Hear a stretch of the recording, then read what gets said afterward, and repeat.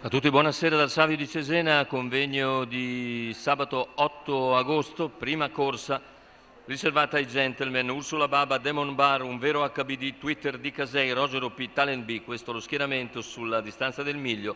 Favore del pronostico per un vero HBD 1,86 in questo momento.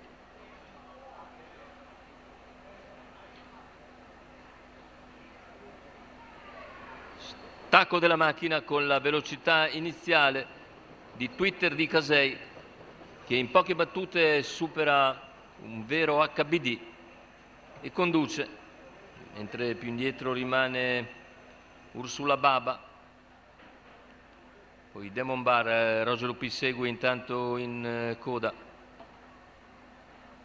Si accoda in quinta posizione dopo i primi 200 in 14,7. Twitter di Casei con gran lancio, superato un vero HBD che precede Ursula Baba dopo 400 metri di gara completati in 29,7. Cavalli ora all'attacco della seconda piegata, situazione tattica pressoché invariata, cerca di avanzare Talent B all'esterno. La corsa intanto ha subito un lieve rallentamento, 15,7 la frazione in curva, 45,4 però i 600 c'è sempre andatura comunque sollecita. E all'esterno c'è ora la mossa di Demon Bar in anticipo su Roger OP.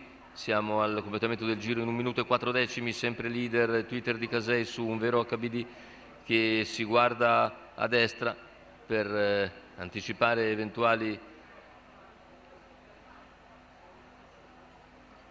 avventori, ma è sempre Twitter che continua a comandare abbastanza liberamente quando siamo ormai al paletto dei 400 conclusivi.